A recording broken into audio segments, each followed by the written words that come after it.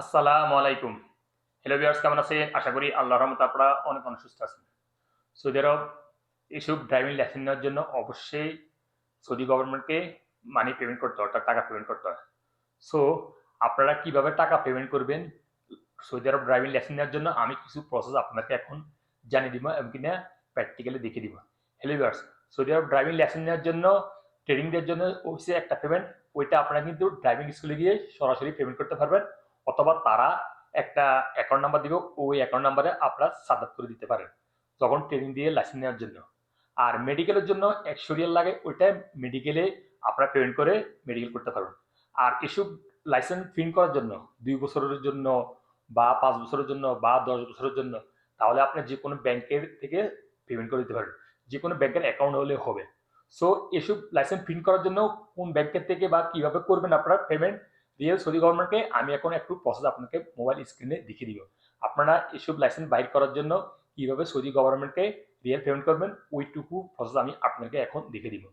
So hello viewers, চলুন দেখি কিভাবে আমরা এইসব লাইসেন্স প্রিন্ট করার জন্য 2 বছরের জন্য, 5 বছরের জন্য বা 10 বছরের জন্য কিভাবে রিয়েল পেমেন্ট করবেন সৌদি হুকুমাকে, আমি এখন আপনাদেরকে দেখাতে চলছি।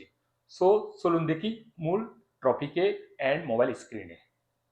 হ্যালো ভিউয়ার্স, আমি এখন আমার মোবাইল স্ক্রিনে চলে আসছি। আমি আল রাজি ব্যাংক থেকে রিয়েল পেমেন্ট করার প্রসেস দেখিয়ে দিব।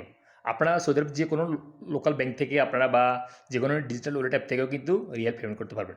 সো আমি এখন আমার আল রাজি অ্যাপটা লগ ইন করতেছি।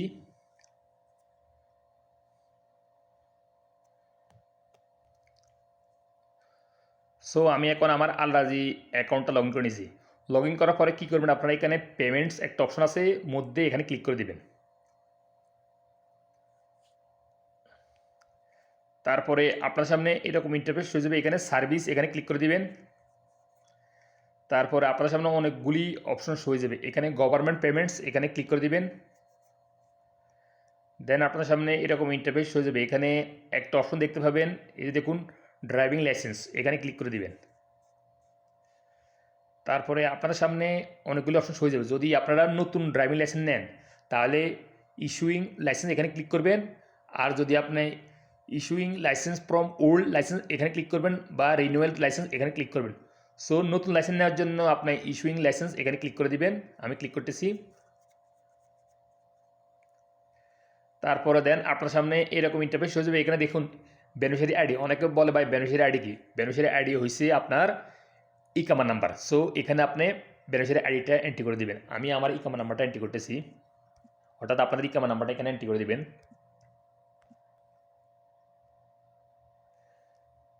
তারপরে বেনিফিশিয়ারি আইডি ইকামা নাম্বারটা এন্ট্রি করার পরে এখানে লাইসেন্স টাইপ এখানে ক্লিক করে দিবেন। অর্থাৎ আপনারা কী ধরনের লাইসেন্স নিতে চাচ্ছেন, কী ধরনের লাইসেন্সের জন্য আপনারা রিয়েল পেমেন্ট করতে চাচ্ছেন এখানে এন্ট্রি করে দেবেন। এই দেখুন temporary private licence, motorcycle, private বা পাবলিক ট্যাক্সি, অর্থাৎ small carrying vehicle, medium truck, heavy truck, অর্থাৎ আপনার যে ধরনের লাইসেন্সে হোক আপনারা এখানে সিলেক্ট করে দিবেন। সো আমি প্রাইভেট লাইসেন্স কার চালানোর জন্য এখানে সিলেক্ট করতেছি, আপনারা এখানে সিলেক্ট করে দিবেন।